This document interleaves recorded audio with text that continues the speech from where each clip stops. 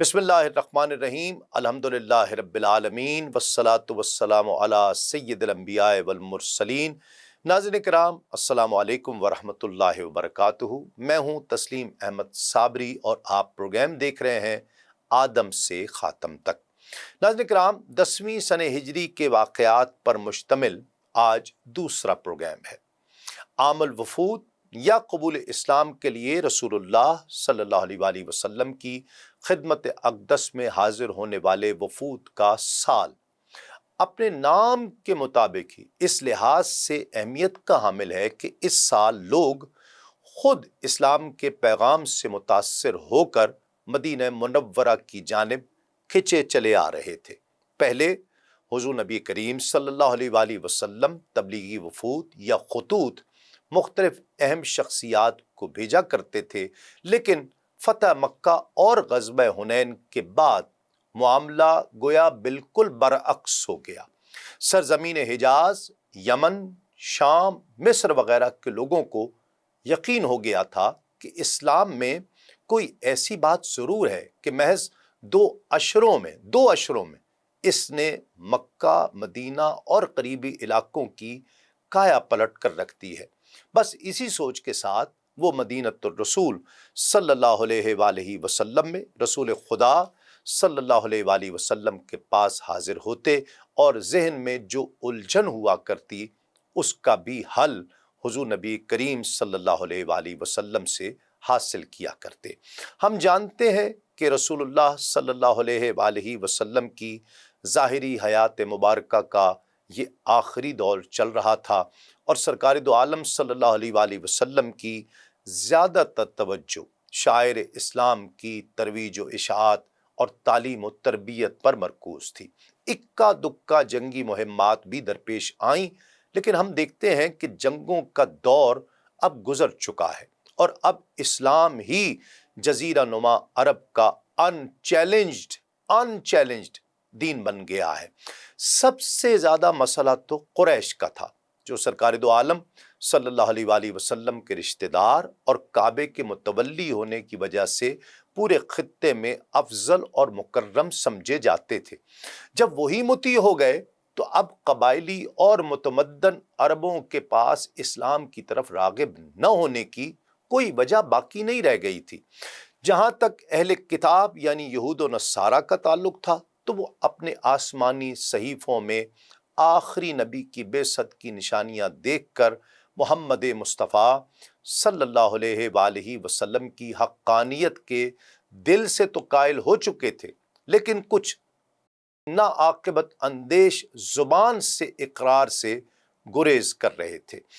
جیسا کہ ناظرین کرام گزشتہ پروگرام میں ہم نے دیکھا کہ نجران کے لارڈ پادری ابو حارثہ کا اپنے بھائی کرز بن علقمہ کے سامنے یہ موقف تھا تنہائی میں کہ محمد ہی اللہ کے آخری رسول ہیں صلی اللہ علیہ وآلہ وسلم، لیکن ہم نے اسلام قبول کیا تو ہمارا مسیحی رومی بادشاہ ہم سے ناراض ہو جائے گا اور تمام اعزازات، انعامات، جاگیریں واپس لے لے گا۔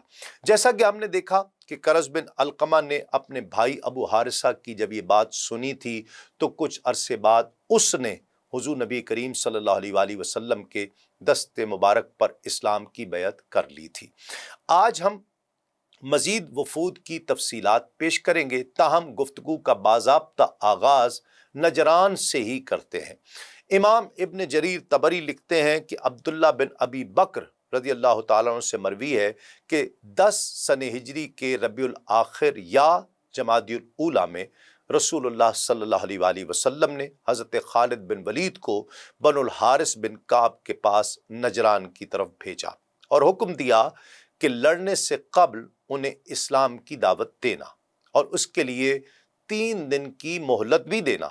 اگر وہ اسلام لے آئیں تو ان کے اسلام کو تسلیم کر لینا، ان میں قیام پذیر رہنا، ان کو کتاب اللہ، اس کے نبی کی سنت اور ارکان اسلام کی تعلیمات دینا۔ اگر وہ اسلام نہ لائے تو پھر ان سے جنگ کرنا۔ حسب حکم حضرت خالد بن ولید رضی اللہ تعالی عنہ مدینے سے چل کر نجران آئے اور انہوں نے ہر سمت شتر سوار دعوت اسلام کے لیے روانہ کر دیے، جو منادی کیا کرتے اور کہتے کہ لوگوں اسلام لے آؤ، محفوظ رہو گے۔ ناظرین کرام، سب کے سب مسلمان ہو گئے۔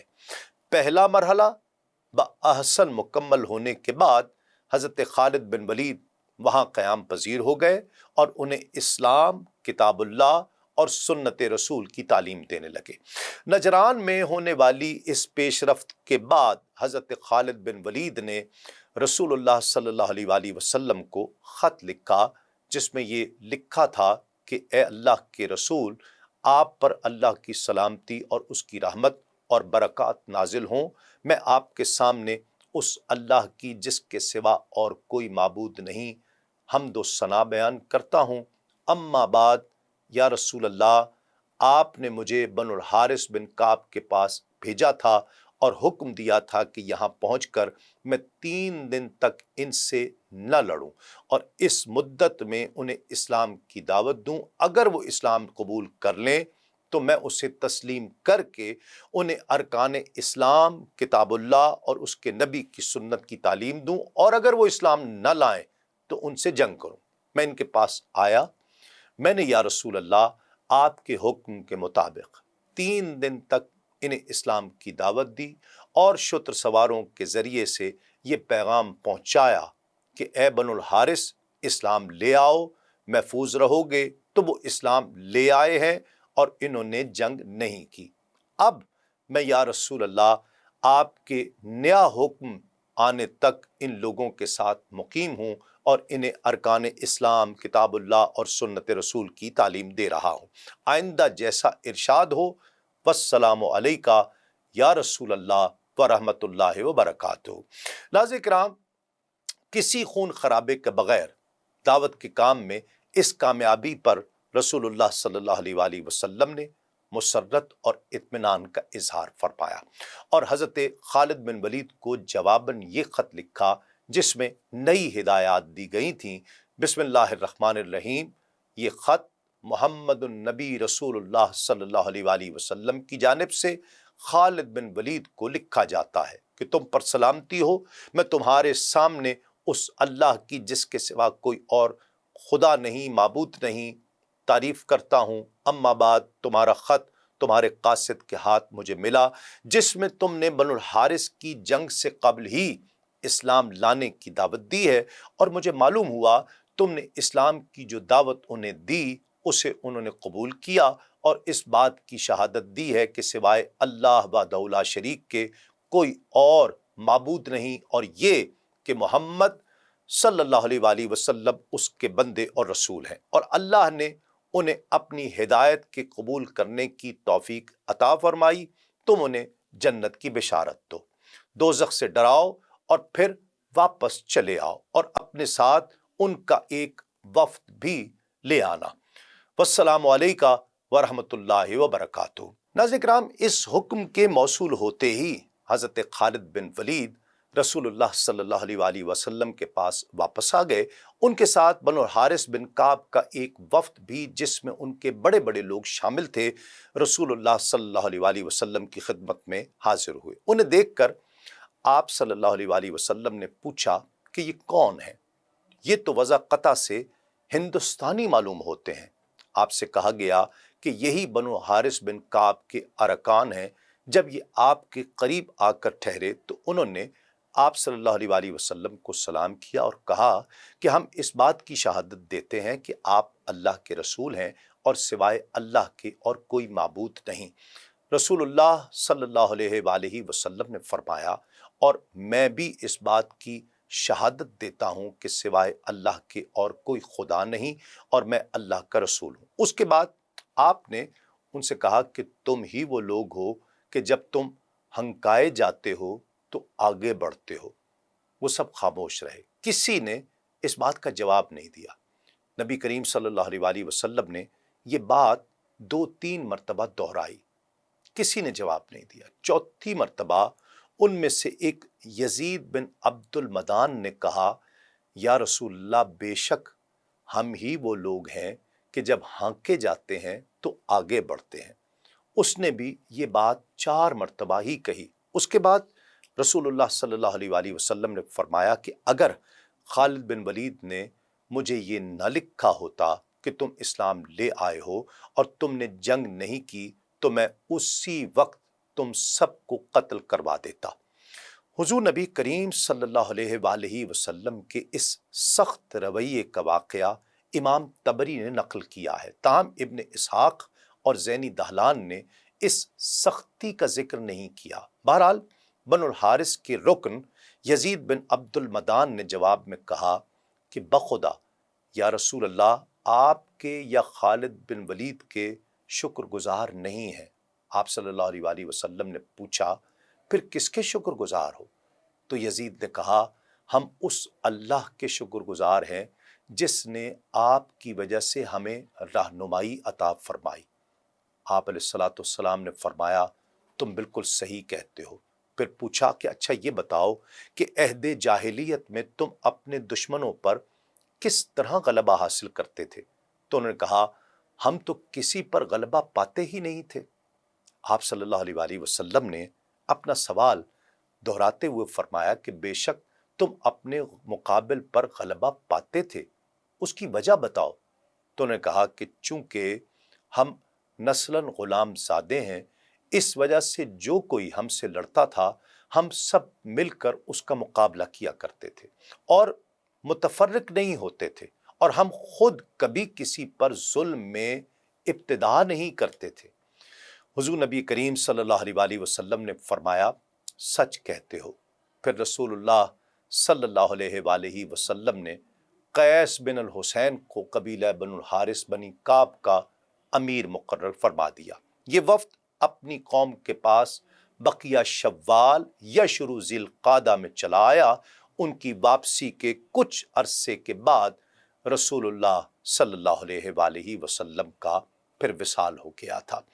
حضرت عبداللہ بن ابو بکر رضی اللہ تعالی عنہ سے روایت ہے کہ بنو الحارث بن کعب کے وفد کی واپسی کے بعد رسول اللہ صلی اللہ علیہ وآلہ وسلم نے وہاں کے والی کی تبدیلی کا فیصلہ فرمایا اور دوسرے قبیلے بنو نجار کے عمرو بن حزم الانصاری کو ان کا والی مقرر فرما دیا تاکہ یہ انہیں دین اسلام کی تعلیم دیں، سنت رسول سے آگاہ کریں، ارکان اسلام سکھائیں اور ان سے صدقات وصول کریں۔ اس کے متعلق آپ نے عمرو بن حزم کو ایک طویل فرمان تقرر لکھ کر دیا جس میں کئی شرعی احکام بھی دیے، اور وہ فرمان یہ ہے بسم اللہ الرحمن الرحیم، یہ بیان اللہ اور اس کے رسول کی جانب سے لکھا جاتا ہے، اے ایمان والو اپنے اقراروں کو پورا کرو۔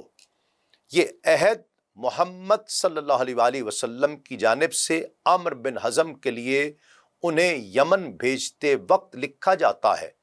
میں نے انہیں یہ حکم دیا ہے کہ وہ اللہ کے ہر معاملے میں اس سے ڈرتے رہیں، اس لیے کہ اللہ ان لوگوں کے ساتھ ہے جو اللہ سے ڈرتے ہیں اور جو نیک کردار ہیں۔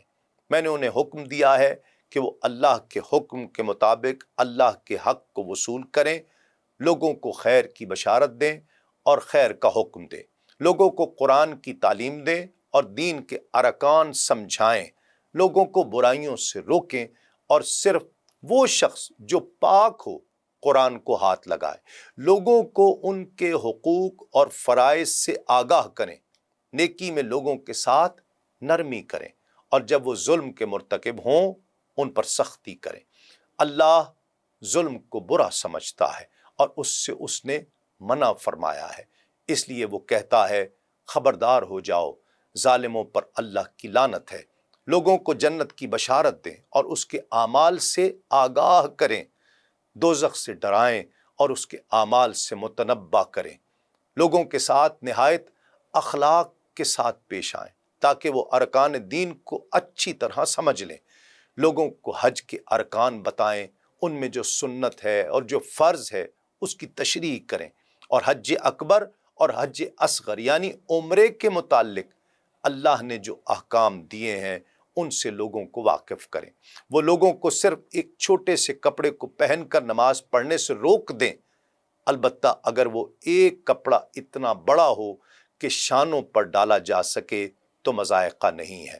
لوگوں کو اس بات کی بھی ممانعت کریں کہ اگر کسی کے سر کی گدی میں بال نہ ہوں تو وہ جوڑا نہ باندھے، اور اس بات کی ممانعت کر دیں کہ جنگ میں لوگ قبائل اور خاندان کا واسطہ دے کر حمایت کے لیے آواز نہ دیا کریں، بلکہ اللہ وحدہ لا شریک کے لیے ایک دوسرے کی حمایت کریں، اور جو اللہ کی حمایت کے لیے دعوت نہ دے بلکہ محض اپنے قبیلے اور خاندان کی حمایت کے لیے دعوت دے تو اسے تلوار سے ختم کر دینا چاہیے، تاکہ صرف اللہ وحدہ لا شریک کی دعوت قائم ہو۔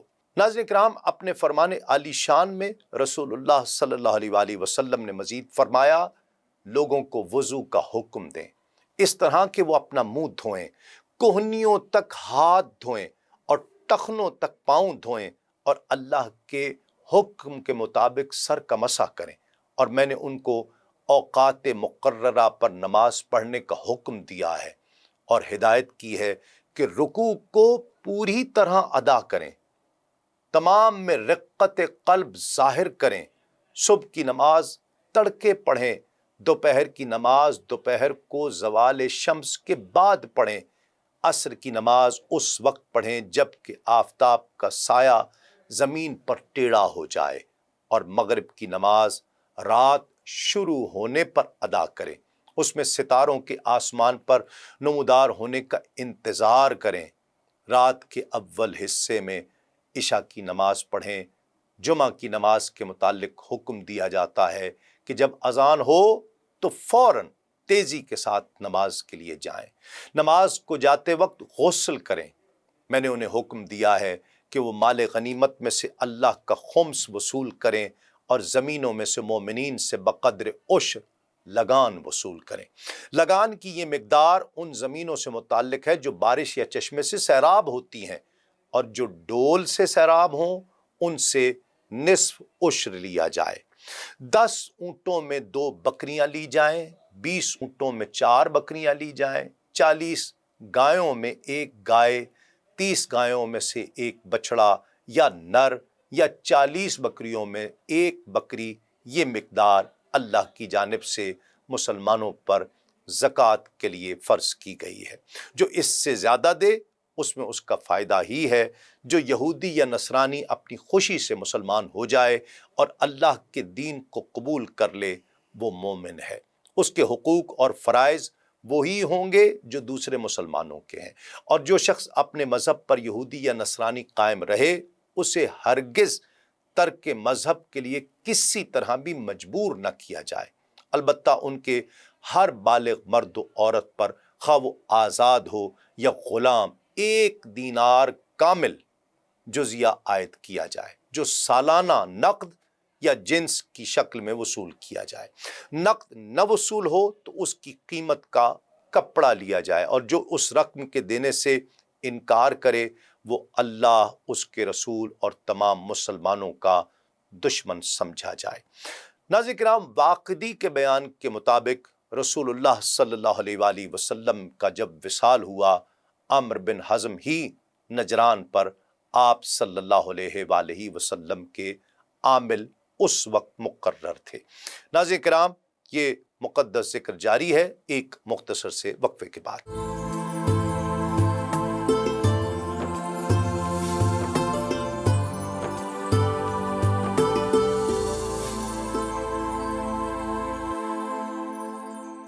ناظرین کرام، خوش آمدید، آپ پروگرام دیکھ رہے ہیں آدم سے خاتم تک۔ اب ذکر کرتے ہیں بنو عبد القیس کے وفد کا۔ امام زینی دالان لکھتے ہیں کہ بنو عبد القیس کی آبادیاں اور مساکن بحرین میں تھے۔ اس قبیلے کا جو وفد بارگاہ رسالت پناہ صلی اللہ علیہ وآلہ وسلم میں حاضر ہوا، ان میں جارود نامی ایک شخص تھا جو نصرانی تھا۔ اس نے کتب آسمانی کا عمیق مطالعہ کر رکھا تھا۔ اس نے حاضر خدمت ہو کر چند اشعار پڑھ کر سنائے جن میں حضور کو اس نے مخاطب کیا ہوا تھا۔ ان میں سے 2 شعر یہ تھے کہ اے ہدایت کے نبی، یہ لوگ وسیع و عریض جنگلات کو طے کرتے ہوئے اور سرابوں کو عبور کرتے ہوئے آپ کی خدمت میں حاضر ہوئے ہیں۔ وہ اس ترش دن کے وقوع پذیر ہونے سے نہیں ڈرتے جس کا ذکر دل کو خوف زدہ اور ہراساں کر دیتا ہے۔ ناظرین کرام، اس وفد کے بارے میں کہا گیا ہے کہ یہ سن 10 ہجری میں حاضر خدمت ہوا۔ جارود نے اپنے اشعار سنانے کے بعد عرض کی کہ اس سے پہلے میں نے نصرانیت اختیار کر رکھی تھی، لیکن اب میں اسے چھوڑ کر آپ کا لایا ہوا دین قبول کرتا ہوں۔ میرے گناہوں کی بخشش کا حضور ذمہ اٹھائیں۔ نبی کریم صلی اللہ علیہ وآلہ وسلم نے فرمایا، جارود، میں یہ ذمہ داری قبول کرتا ہوں۔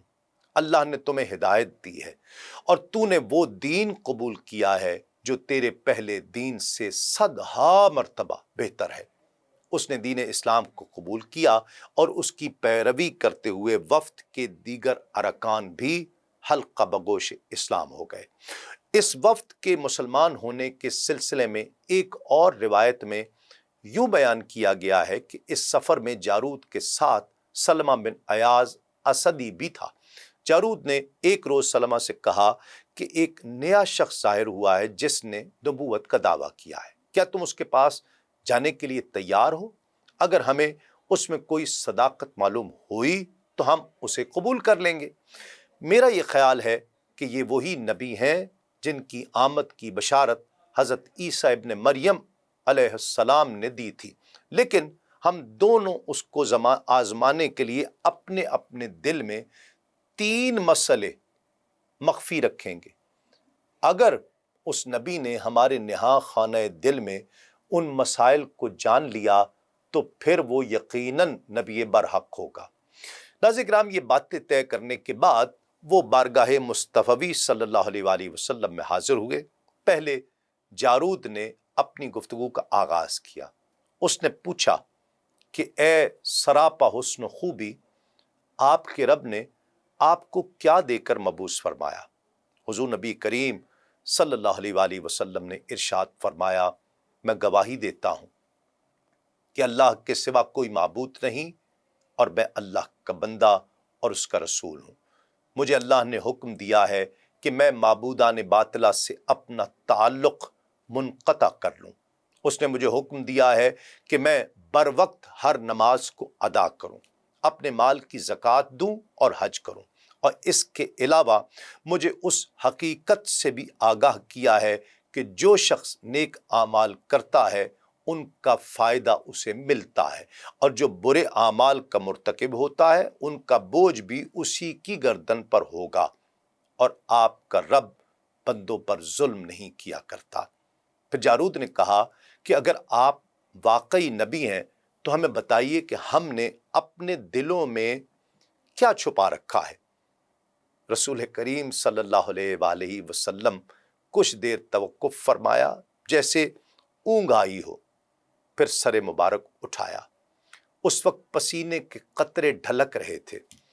پھر فرمایا، جارود، تم نے یہ 3 باتیں اپنے دل میں چھپائی ہوئی ہیں تاکہ ان کے بارے میں مجھ سے پوچھو۔ پہلی یہ کہ جو لوگ زمانہ جاہلیت میں مقتول ہوئے ان کے بارے میں کیا حکم ہے؟ دوسرا یہ کہ زمانہ جاہلیت میں جو معاہدے طے پائے ان کے بارے میں کیا حکم ہے؟ اور تیسرا یہ کہ زمانہ جاہلیت میں جو عطیات دیے گئے ان کے بارے میں کیا حکم ہے؟ پھر حضور نبی کریم صلی اللہ علیہ وآلہ وسلم نے ان تینوں سوالات کا جواب دیتے ہوئے فرمایا کہ زمانہ جاہلیت کے مقتولوں کا خون حدر یعنی لغزش ہے، ان کے قاتلوں سے کوئی قصاص نہیں لیا جائے گا، اور زمانہ جاہلیت کی قسمیں اور معاہدے بھی مردود ہیں، اور بہترین صدقہ یہ ہے کہ تم اپنے بھائی کو اپنے اونٹ پر سوار کر لو اور اپنی بکری کا دودھ اسے پیش کرو۔ پھر روئے سخن اس کے دوسرے ساتھی کی طرف کرتے ہوئے فرمایا، سلمہ، تم نے یہ 2 سوال اپنے دل میں چھپا رکھے ہیں کہ یہ کہ بتوں کی پرستش کا کیا حکم ہے، اور دوسرا یہ کہ سباسب کی حقیقت کیا ہے۔ اب اپنے ان سوالات کا جواب سنو۔ آقا علیہ الصلوۃ والسلام فرماتے ہیں، بتوں کی پوجا اللہ کے نزدیک قطعاً حرام ہے۔ ارشاد ربانی ہے، تم اور اللہ کے سوا جن بتوں کی تم عبادت کرتے ہو وہ جہنم کا ایندھن ہے، اور تم اس میں داخل ہوگے۔ ناظرین کرام، یہاں یہ عرض کرتا چلوں کہ یوم سباسب یعنی پام ڈے وہ ہے جس دن یسوع مسیح بیت المقدس میں آئے تو بنی اسرائیل نے ان کا استقبال کیا اور ان کے آگے تسبیح بیان کی۔ اسے مختلف نام دیے گئے ہیں، ان میں عید زیتونہ، عید شعانین یا عید سعانین بھی کہا جاتا ہے۔ بہرحال رسول اللہ صلی اللہ علیہ وآلہ وسلم نے فرمایا کہ سلمہ مسیحی عقیدے کے یوم سواسب کے عوض اللہ نے اسلام میں تمہیں لیلۃ القدر عطا فرمائی ہے، اور ارشاد الہی ہے کہ لیلۃ القدر خیر من الف شہر، اس کو ماہ رمضان کے آخری عشرے میں تلاش کرو۔ ان کے دلوں میں مخفی سوالات سے پردہ اٹھانے کے بعد ان کے تسلی بخش جوابات سے بھی جب آقا علیہ الصلوۃ والسلام نے آگاہ کر دیا تو انہوں نے از خود بآواز بلند اعلان کر دیا، نشہد اللہ الہ الا اللہ وحدہ لا شریک لہ وانک عبدہ ورسولہ۔ ناظرین کرام، وفد عبد القیس کی حاضری کے بارے میں ایک اور روایت یوں بیان کی جاتی ہے کہ ایک روز رحمت عالم صلی اللہ علیہ وآلہ وسلم اپنے صحابہ کرام کی معیت میں تشریف فرما تھے اور ان سے محو گفتگو تھے، تو مشرق کی جانب اشارہ کرتے ہوئے اچانک فرمایا کہ یہاں سے ایک وفد آنے والا ہے۔ مشرق کی طرف سے آنے والے پہلے تمام وفود سے یہ بہترین وفد ہے۔ کسی جبر و اکراہ کے بغیر انہوں نے دور دراز کی مسافت طے کی ہے۔ ان کی سواریوں کے جانور سفر کی طوالت کے باعث لاغر اور دبلے ہو چکے ہیں، زاد راہ ختم ہو چکا ہے۔ پھر ان کی آمد سے پہلے ہی ان کے حق میں یہ دعا فرمائی کہ اللہ عبد القیس کے وفد کو بخش دے۔ ناظرین کرام، متوقع وفد کی فضیلت جان کر حضرت عمر فاروق رضی اللہ تعالی عنہ وہاں سے اٹھ کر اس وفد کے استقبال کے لیے تشریف لے گئے اور راستے میں ہی ان سے ملاقات کی۔ ان کی تعداد کے بارے میں مختلف اقوال ہیں، ایک یہ کہ 13 افراد تھے، دوسری روایت کے مطابق تعداد 40 بھی بیان کی گئی ہے۔ حضرت عمر فاروق رضی اللہ تعالیٰ عنہ ان سے پوچھا کہ آپ کا تعلق کس قبیلے سے ہے؟ تو انہوں نے جواب دیا کہ ہم عبد القیس کے قبیلے کے افراد ہیں۔ حضرت عمر فاروق رضی اللہ تعالیٰ عنہ نے ان کلمات خیر سے انہیں شاد کام کیا جو رحمت عالم صلی اللہ علیہ وآلہ وسلم نے ان کے بارے میں ارشاد فرمائے تھے۔ سیدنا فاروق اعظم انہیں لے کر وہاں پہنچے جہاں نبیوں کے سردار صلی اللہ علیہ وآلہ وسلم جلوہ فرما تھے۔ حضرت عمر نے تعارف کرواتے ہوئے انہیں بتایا کہ یہ ہیں وہ ذات اقدس جن کی زیارت کے لیے تم طویل مسافت طے کر کے آئے ہو۔ انہیں یارہ ضبط نہ رہا، اپنی سواریوں سے تقریباً چھلانگیں لگا کر نیچے اتر رہے تھے اور دوڑ دوڑ کر بارگاہ اقدس میں حاضر ہو رہے تھے، اور جو بھی حاضر ہوتا وہ بے تابی اور عقیدت کے ساتھ حضور کے دست مبارک کو بھی بوسہ دیتا اور قدم ناز کو بھی چوم لیتا۔ یوں یہ لوگ اپنے دل بے قرار کی حسرت کو پورا کر رہے تھے۔ آقا علیہ الصلوۃ والسلام نے اپنے ان عشاق کو ان کلمات طیبات سے خوش آمدید کہا اور دعا دیتے ہوئے فرمایا کہ اے قوم، میں تمہیں خوش آمدید کہتا ہوں، تم کبھی رسوا نہ ہو اور کبھی نادم نہ ہو۔ سبحان اللہ۔ ناظرین کرام، بنو عبد القیس کے تو بھاگ ہی جاگ گئے۔ وفد کے ارکان دست بوسی اور قدم بوسی سے اپنے قلوب مضطرب کو تسکین دینے کے بعد اپنی گزارشات یوں پیش کرنے لگے کہ یا رسول اللہ، ہم دور دراز کی مسافت طے کر کے آپ کی خدمت میں حاضر ہوئے ہیں۔ ہماری راہ میں ایک کافر اور سرکش قبیلے مضر کی آبادیاں ہیں، وہ پرلے درجے کے قزاق اور لٹیرے ہیں، ڈاکو ہیں۔ ہم صرف اشہر حرم یعنی حرمت والے مہینوں میں ہی مدینہ یا مکہ حاضر خدمت ہو سکتے ہیں، وگرنہ ہمیں نقصان ہو سکتا ہے۔ ازراہ کرم ہمیں ایسے ارشادات سے نوازیے جن پر ہم خود بھی عمل پیرا ہوں اور اپنے قبیلے کے ان افراد کو بھی جا کر بتائیں جو پیچھے رہ گئے ہیں، تاکہ وہ بھی ان پر کاربند ہو کر اپنی دنیا و آخرت کو سنوار لیں اور سب جنت میں داخل ہو سکیں۔ حضور نبی کریم صلی اللہ علیہ وآلہ وسلم نے فرمایا، میں تمہیں اللہ پر ایمان لانے کا حکم دیتا ہوں۔ تم جانتے ہو کہ ایمان کیا ہے، اور خود ہی اس کی تشریح کرتے ہوئے ارشاد فرمایا کہ یہ گواہی دو کہ اللہ کے سوا اور کوئی معبود نہیں، اور محمد صلی اللہ علیہ وآلہ وسلم اللہ کے رسول ہیں۔ نماز قائم کرو، زکوٰۃ ادا کرو، ماہ رمضان کے روزے رکھو، اور مال غنیمت میں سے 5واں حصہ ادا کرو۔ پھر آقا علیہ الصلوۃ والسلام نے فرمایا، میں تمہیں 4 چیزوں دبا، ہنتم، نقیر، مسفت سے منع کرتا ہوں۔ علامہ ابن قیم لکھتے ہیں کہ یہ چاروں مختلف قسم کے برتن تھے جن میں وہ شراب بنایا کرتے تھے۔ الدبا وہ برتن ہے جو کدو کا گودا نکال کر کے اس کی جلد کو خشک کر لیا جاتا ہو۔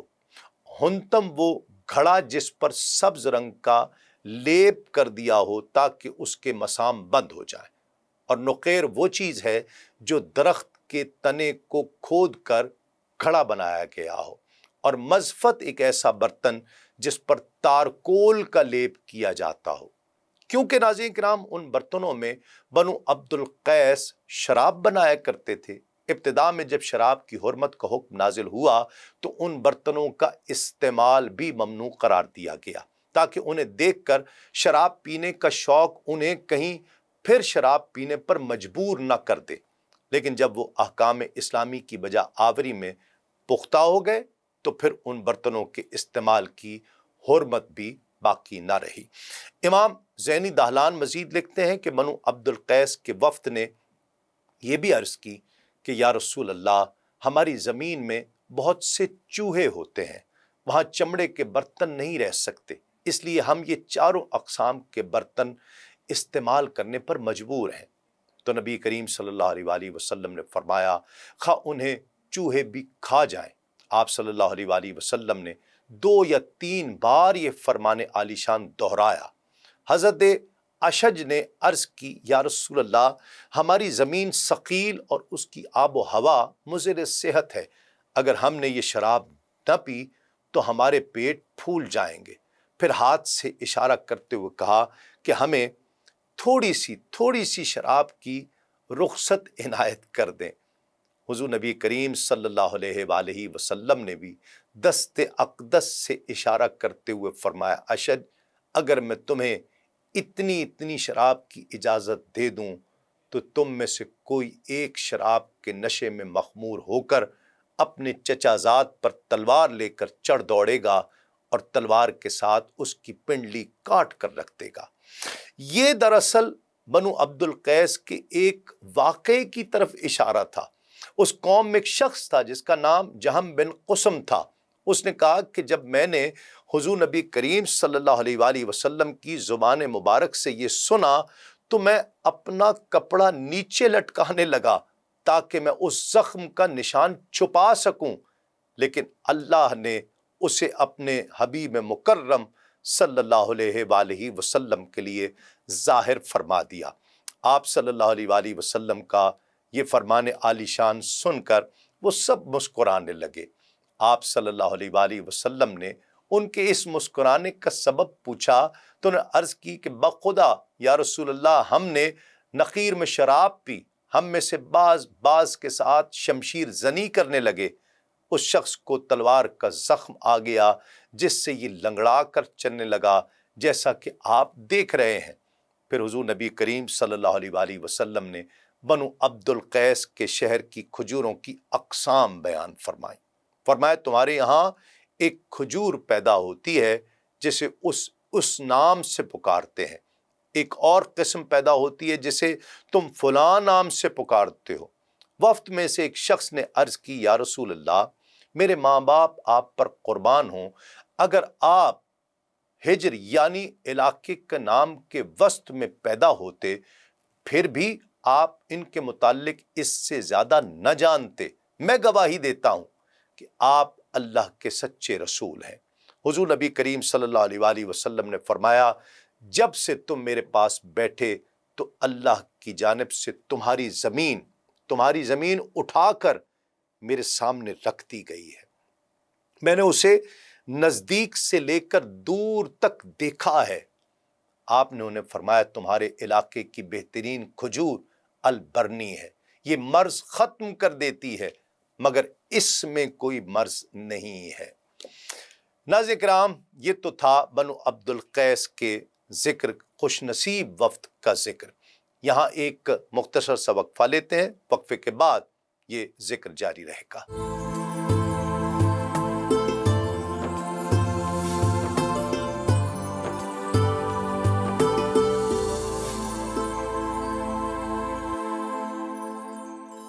ناظرین کرام، خوش آمدید، آپ پروگرام دیکھ رہے ہیں آدم سے خاتم تک۔ امام ابن جریر طبری لکھتے ہیں کہ اس سال ہی رمضان میں غسان کا وفد اور پھر اسی ماہ غامد کا وفد آیا، اور اس سال شوال میں سلیمان کا وفد، جس میں 7 آدمی تھے، حبیب السلامی کی صدارت میں رسول اللہ صلی اللہ علیہ وآلہ وسلم کی خدمت اقدس میں حاضر ہوا۔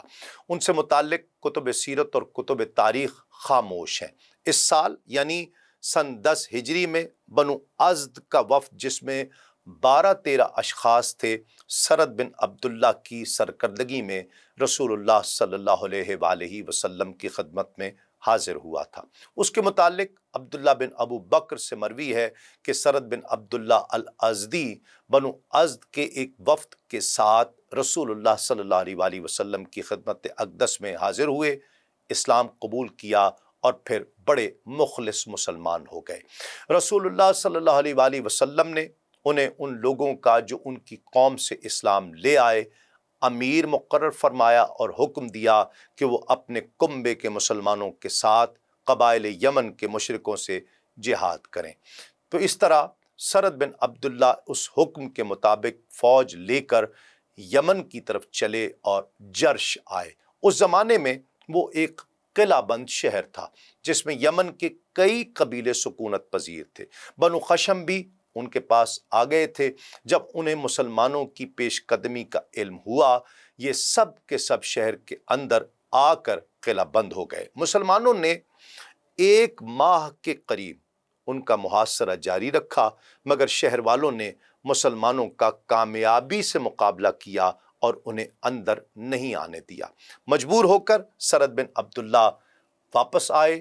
واپسی میں وہ کسر نامی ایک پہاڑی میں تھے کہ اہل جرش کو یہ خیال ہوا کہ مسلمان ہمارے مقابلے سے شکست کھا کر بھاگے ہیں، ان کا تعاقب کیا جائے۔ وہ مسلمانوں کے تعاقب کے لیے شہر سے باہر نکلے، اور جب مسلمانوں کے قریب آئے، سرد بن عبداللہ نے پلٹ کر ان پر حملہ کر دیا اور کثیر التعداد کو قتل کر دیا۔ اس واقعے کے دوران ہی اہل جرش نے حالات معلوم کرنے کے لیے اپنے 2 آدمی مدینے میں رسول اللہ صلی اللہ علیہ وآلہ وسلم کی خدمت اقدس میں بھیجے تھے۔ وہ دونوں واقعات کی دریافت اور حالات دیکھنے کے لیے ابھی مدینۃ المنورہ میں ہی مقیم تھے کہ ایک دن عصر کے بعد شام کو وہ دونوں رسول اللہ صلی اللہ علیہ وآلہ وسلم کی خدمت میں حاضر تھے۔ آپ نے پوچھا کہ یہ لشکر کہاں ہے؟ تو ان دونوں نے کہا کہ یا رسول اللہ، یہ ہمارے علاقے میں ہے، البتہ ایک پہاڑ کسر نامی موجود ہے اور اہل جرش اسے اسی نام سے پکارتے ہیں۔ آپ صلی اللہ علیہ وآلہ وسلم نے فرمایا کہ اس کا نام کسر نہیں بلکہ شکر ہے۔ ان دونوں جرشیوں نے پوچھا، یا رسول اللہ، اس کے ذکر کی کیا وجہ ہے؟ آپ نے فرمایا کہ اس وقت کفار وہاں ذبح کیے جا رہے ہیں۔ وہ آپ کے مطلب کو اچھی طرح سمجھ نہیں سکے، بلکہ ابو بکر یا عثمان رضی اللہ تعالی عنہما کے پاس چلے گئے۔ ان میں سے کسی ایک نے ان دونوں سے کہا، تم لوگ ناسمجھ ہو، تمہاری حالت پر افسوس ہے کہ رسول اللہ صلی اللہ علیہ وآلہ وسلم نے اس وقت تمہاری قوم کے قتل کی تمہیں اطلاع دی ہے۔ بہتر یہ ہوگا کہ تم رسول اللہ صلی اللہ علیہ وآلہ وسلم کے پاس حاضر ہو اور درخواست کرو کہ وہ اللہ سے دعا کریں کہ تمہاری قوم سے یہ مصیبت اٹھا لی جائے۔ پھر وہ رسول اللہ صلی اللہ علیہ وآلہ وسلم کی خدمت میں آئے اور یہ درخواست آپ سے کی۔ آپ صلی اللہ علیہ وآلہ وسلم نے اللہ سے ان کے لیے دعا کی کہ اے خداوند اس مصیبت کو تو ان پر سے اٹھا لے۔ اس کے بعد وہ دونوں آپ سے رخصت ہو کر اپنی قوم کے پاس آئے۔ یہاں آ کر انہیں معلوم ہوا کہ ٹھیک اسی وقت اور اسی دن جیسا کہ رسول اللہ صلی اللہ علیہ وآلہ وسلم نے مدینۃ المنورہ میں ان سے کہا تھا، ان کی قوم سرد بن عبداللہ کے ہاتھوں پوری طرح قتل ہوئی۔ اب دوبارہ جرش کا ایک وفد رسول اللہ صلی اللہ علیہ وآلہ وسلم کی خدمت میں حاضر ہوا اور وہ سب کے سب اسلام لے آئے۔ رسول اللہ صلی اللہ علیہ وآلہ وسلم نے ان کے دیہات کے گرد مشہور اور متعارف حدود کے اندر گھوڑوں، اونٹوں اور زراعت کے مویشیوں کے لیے ایک چراگاہ مقرر فرما دی اور کہا کہ اس کے علاوہ اگر کوئی اور اس میں اپنے جانور چرائے تو وہ سمجھ لو کہ ناجائز ہے۔ اگلا واقعہ قبیلہ ہمدان کے قبول اسلام سے متعلق ہے۔ رمضان میں اسی سال رسول اللہ صلی اللہ علیہ وآلہ وسلم نے حضرت علی المرتضیٰ رضی اللہ تعالیٰ عنہ کو ایک جماعت کے ساتھ یمن بھیجا۔ اس سے متعلق برا بن عازب رضی اللہ تعالیٰ عنہ سے مروی ہے کہ رسول اللہ صلی اللہ علیہ وآلہ وسلم نے خالد بن ولید کو دعوت اسلام دینے کے لیے اہل یمن کے پاس بھیجا۔ ان کے ساتھ جو لوگ گئے تھے ان میں بھی تھا۔ حضرت خالد بن ولید 6 ماہ تک وہاں مقیم رہے مگر کسی نے ان کی دعوت کو قبول نہیں کیا۔ تب آپ نے حضرت علی المرتضیٰ رضی اللہ تعالیٰ عنہ کو یمن بھیجا اور حکم دیا کہ خالد بن ولید واپس آ جائیں، البتہ ان کے ہمراہیوں میں سے جو نہ آنا چاہے اسے یمن میں رہنے دیا جائے۔ میں یعنی برا بن عازب بھی ان لوگوں میں تھے جو حضرت علی المرتضیٰ رضی اللہ تعالیٰ عنہ کے ساتھ یمن میں رہ گئے۔ ابھی ہم یمن کی سرحد میں داخل ہوئے تھے کہ ہماری اطلاع سب کو ہو گئی۔ وہ سب حضرت علی المرتضیٰ رضی اللہ تعالیٰ عنہ کے پاس آ گئے۔ انہوں نے صبح کی نماز ہمیں پڑھائی۔ نماز کے بعد انہیں ہم سب کو ایک صف میں کھڑا کیا اور سامنے بڑھ کر اللہ کی حمد و ثنا کے بعد رسول اللہ صلی اللہ علیہ وآلہ وسلم کا خط پڑھ کر سنایا۔ یوں ایک دن میں تمام قبیلہ ہمدان اسلام لے آیا۔ حضرت علی المرتضیٰ رضی اللہ تعالیٰ عنہ اس کی اطلاع رسول اللہ صلی اللہ علیہ وآلہ وسلم کو لکھ بھیجی۔ خط پڑھ کر آپ صلی اللہ علیہ وآلہ وسلم نے سجدہ شکر ادا کیا اور پھر تشریف فرما ہو گئے اور فرمایا، ہمدان پر سلامتی ہو، ہمدان پر سلامتی ہو۔ اس کے بعد تمام اہل یمن یکے بعد دیگرے اسلام لے آئے۔ امام زینی دہلان لکھتے ہیں کہ قبیلہ مراد کا ایک وفد اپنے رئیس عروہ کی سربراہی میں بارگاہ رسالت مآب صلی اللہ علیہ وآلہ وسلم میں حاضر ہوا۔ عروہ اس سے پہلے کندہ کے شاہی دربار سے وابستہ تھا۔ اس نے اس رشتے کو منقطع کر دیا اور سرور دو عالم صلی اللہ علیہ وآلہ وسلم کی غلامی کا توق زیب گلو کرنے کے لیے مدینہ طیبہ آ پہنچا۔ اسلام کا آفتاب طلوع ہونے سے پہلے اس کے قبیلہ مراد اور قبیلہ ہمدان میں سخت جنگ ہوئی تھی، جس میں قبیلہ مراد کو سخت ہزیمت کا سامنا کرنا پڑا تھا اور اس کے بہت سے آدمی لقمہ اجل بن گئے تھے۔ یوں یہ دن عرب کی تاریخ میں یوم روم کے نام سے معروف ہوا۔ جب یہ خدمت اقدس میں حاضر ہوئے تو حضور نبی کریم صلی اللہ علیہ وآلہ وسلم نے ان سے پوچھا کہ کیا روم کی جنگ میں تیرے قبیلے کو جو زخم پہنچی، کیا تیرے دل کو اس سے دکھ پہنچا تھا؟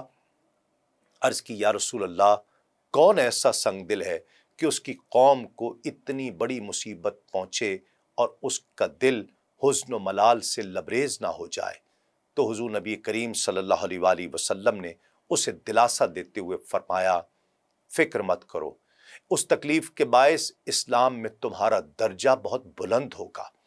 سرکار دو عالم صلی اللہ علیہ وآلہ وسلم نے عروہ کو اپنی قوم کا والی مقرر فرمایا اور ان کے ساتھ حضرت خالد بن سعید بن العاص رضی اللہ تعالیٰ عنہ کو روانہ فرمایا تاکہ صدقات جمع کرنے میں اس کی اعانت کریں۔ سرکار دو عالم صلی اللہ علیہ وآلہ وسلم کے وصال پر ملال تک یہ دونوں इकट्ठे रहे और फ़राइज़ मनसबी की अदायगी में बाहम इआनत एक दूसरे की करते रहे।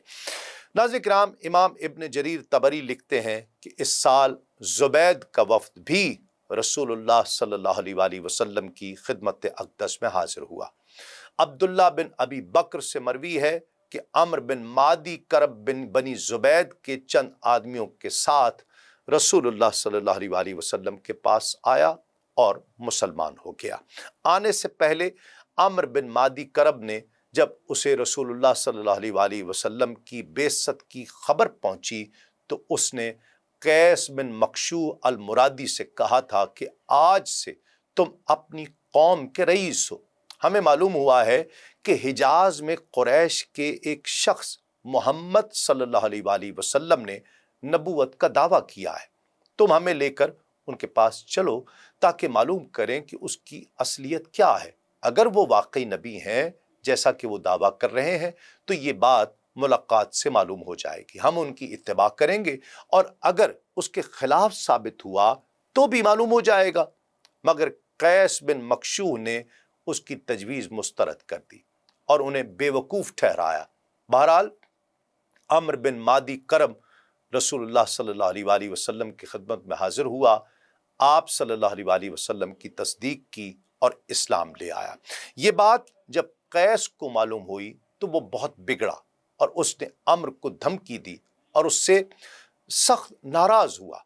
उसने कहा कि अम्र ने मेरी मुखालफत की और मेरी बात नहीं मानी। अम्र ने उसके जवाब में अशार कहकर अपने दिल का गुबार निकाला और फिर बाद में अम्र बिन मादी करब अपनी कौम बनु ज़ुबैद में मुकीम हो गया। उरवा बिन मसीक अल मुरादी बनु ज़ुबैद का रईस था। रसूलुल्लाह सल्लल्लाहु अलैहि वसल्लम के विसाले पुरमलाल के बाद अम्र बिन मादी करब मुर्तद हो गया था।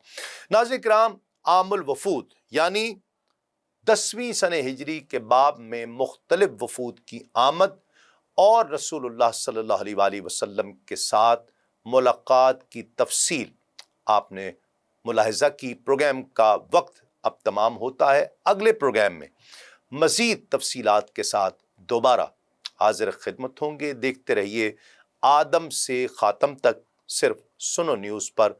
तस्लीम अहमद साबरी को इजाज़त दीजिए। अस्सलामु अलैकुम। तस्लीमात।